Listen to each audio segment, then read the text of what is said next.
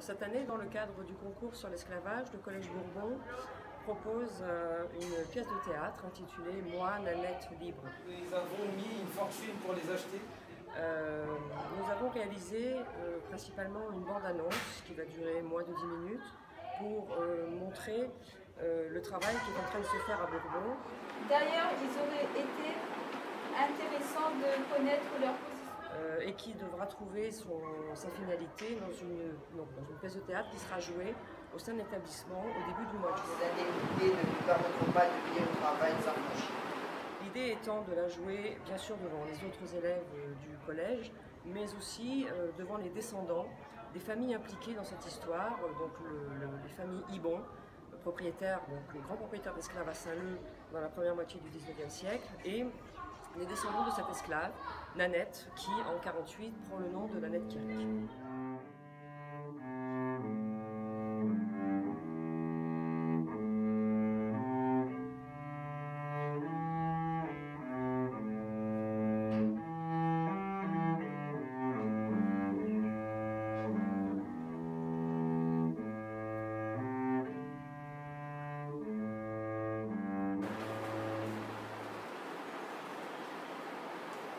Ne bougez pas, tu vas dire aujourd'hui la France vous libère. Aujourd'hui, la France vous libère.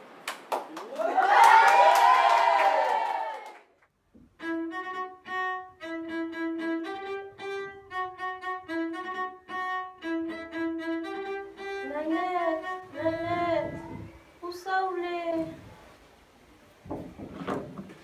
Ma fille, voilà entendu que l'abolition est pour bientôt. On doit préparer pour choisir ce qu'on s'en fait. T'inquiète pas, maman, ils connaissent comme ça fait. Parce que nous, on s'en master. M'y connais, Nanette, m'y connais. Mais à cette heure, il faut continuer tout seul. Moi, il est sûr que vous trouverez la meilleure solution. Mais, maman, m'y connais pas ce que m'y doit faire.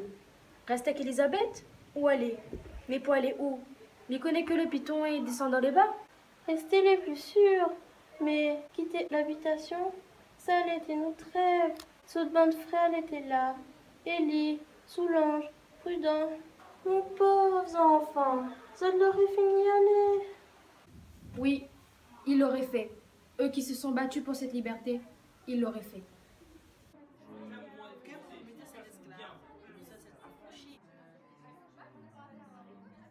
Je joue le rôle d'Étienne Ibon.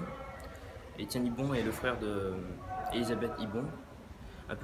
C'est un petit propriétaire d'esclaves qui, au recensement de 1846, comptait 17 esclaves. C'est un personnage excessivement violent car il est très opposé à l'abolition de l'esclavage.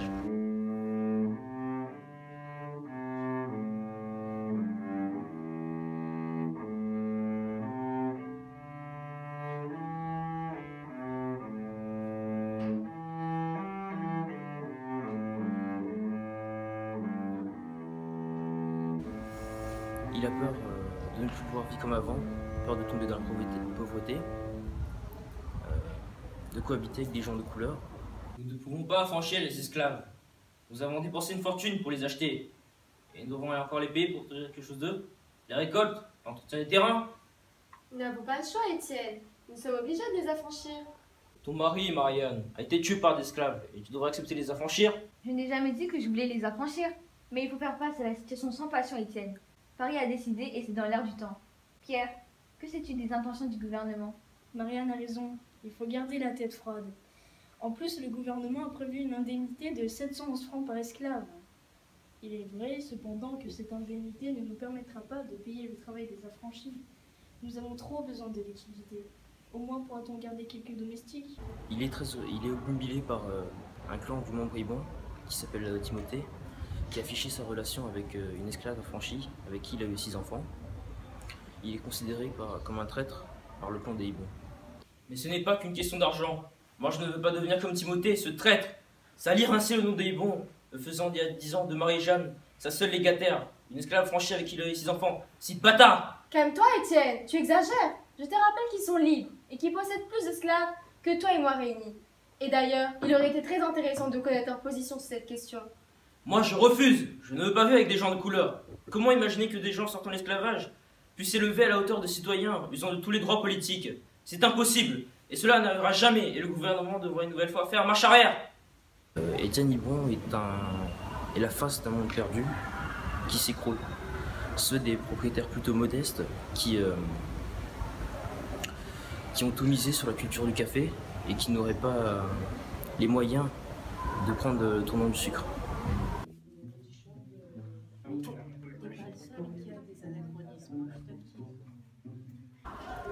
Je joue le rôle d'Elisabeth Ibon. Alors, c'est une propriétaire d'esclaves qui est la fille de Célestin Ibon, qui est un gros propriétaire de plus de 100 esclaves, notamment Élie et ses frères, ceux qui ont participé à la révolte de Saint-Leu en 1811.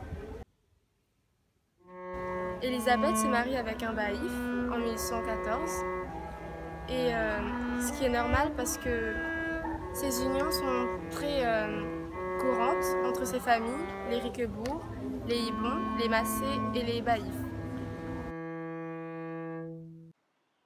Quel est ton travail, nous a trouvé à maman? Faut que nous respecte ce là déjà. En plus, madame Ibon est bien pas nous. Même si... Mais imagine, si nous ça va, nous t'ai gagné une nouvelle chance. Et puis comment, nous t'ai arrêté avec situation d'esclavage. Nous n'est dedans depuis notre ancêtre arrive là. Marie, mais reconnais que littérature, mais avec l'abolition, on aura besoin de monde pour travailler. Alors peut-être que nous devrons en profiter pour prendre vraiment liberté. Maman, une affaire mal sûre, c'est que si grand-mère était encore là, il aurait dit au reste là chez madame Elisabeth. Elle reçoit son esclave Nanette et ses enfants en dot de mariage. Elle avait 17 ans. On sait qu'en 1846, elle est veuve et c'est une propriétaire d'esclaves qui a les membres de la famille de Nanette, la maman de Nanette, Émilie, Nanette, ses enfants et ses petits-enfants. Donc on peut dire que c'est une propriétaire qui est entourée d'esclaves familiers. Marie, réfléchis un peu, t'es. Et puis arrête avec cette mission-là. Notre ancêtre a toujours été ses esclaves. Et si Ben était encore là, vous connaissez très bien, Ben n'aurait pas hésité une seconde foutor. Maman, vous connaissez les vrais. Notre famille était là chez madame Elisabeth. Depuis tellement longtemps. À nous seuls, ce bon esclave, il a toujours tout amis. Ah, les bons redisputés. C'est Marie qui n'a raison. Nous sommes sous l'habitation depuis trop longtemps, Esther. Marie, c'était là. Il y a des coups ça dit.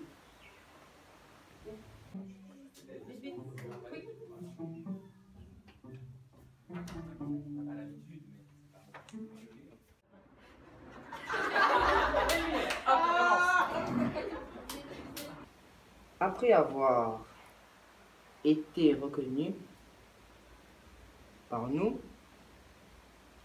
elle a reçu le nom de Kérik Nanette.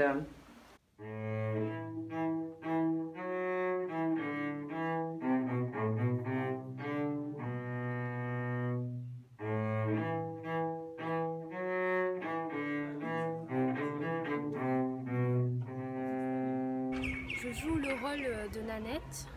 C'est une esclave depuis sa naissance. Elle est née chez Henri Ibon, puis on l'a retrouvée dans l'acte de recensement de Célestin, qui lui est le fils d'Henri Ibon. Nanette, entre. Nanette? Oui, je vois. Assieds-toi. Bonjour, Nanette. Bonjour, monsieur. Vous connaissez comment elle est là? Oui, ne t'inquiète pas. J'aurais besoin d'informations pour écrire ton acte d'affranchissement. Ben, je m'appelle Nanette. Je suis esclave depuis toujours chez madame Elisabeth. Je ne connais pas quand ça m'a née, mais... C'est préférable si c'est madame Ibon qui parle. Ben, c'était à cause de vous, madame. Puis elle est donnée dans la dot de mariage d'Elisabeth. Elle est noire de pioche, puis domestique chez Elisabeth. Fait à Saint-Leu le 22 novembre 1849. Voilà. Nanette, salut Kérik, salut mon nom. C'est comme elle a mis appel à Esther. Ça, il veut dire la citoyenne. Chut, tais-toi, Nanette. Mais ça explique avant après. Merci beaucoup, Pierre. Au revoir. Au revoir, Elisabeth. Les suivants, s'il vous plaît. En 1848, elle prend le nom de Nanette Kérik. Elle décide de rester avec Elisabeth, mais nous n'avons pas retrouvé le contrat d'engagement. Certainement, cela s'est fait sous seing privé. Mais ce qui est sûr, c'est que Nanette meurt chez la fille d'Elisabeth En 1861, à l'âge d'environ de 81 ans, à Saint-Leu, dans les Bas.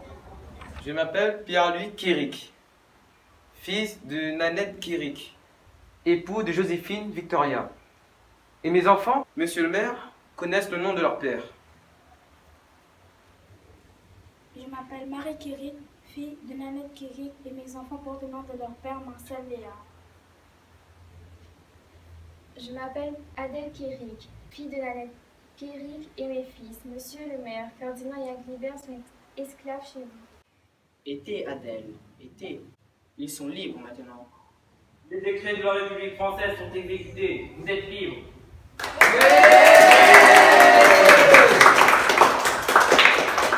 Égaux devant la loi, vous n'avez autour de vous que des frères.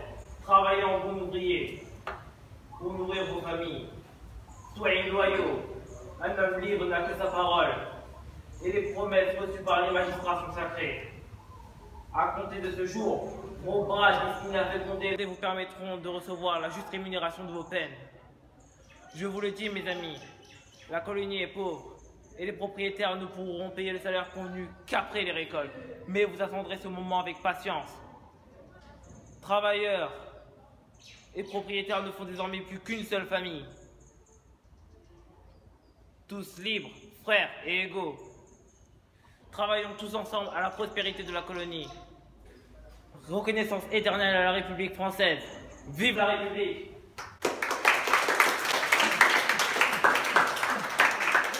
Allô, Crâne, c'est gars. Ah, là, ça franchit la Réunion. La Réunion, les nains de toutes les nations. Les nations.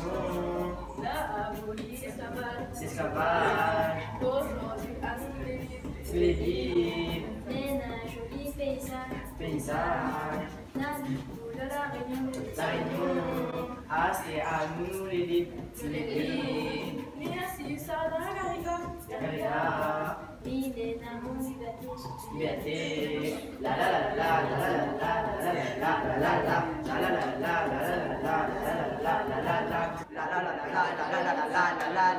la la.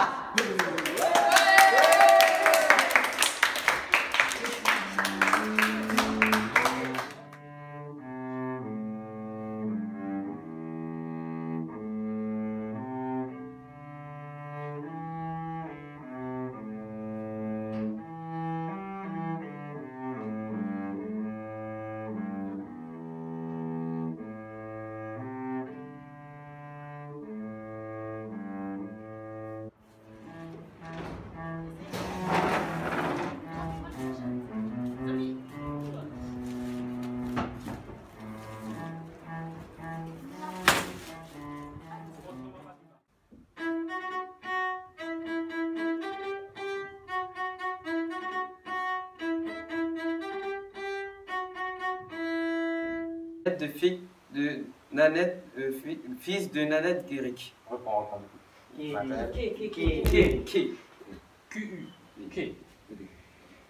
Je m'appelle Pierre-Louis Quiric, fils de Nanette Quiric. Reprends. Quiric.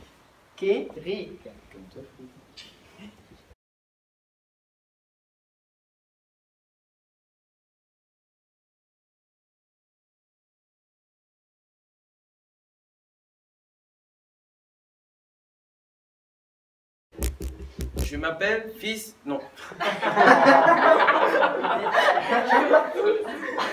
Reprends. C'est dans le bêtisier, ça, mon avis.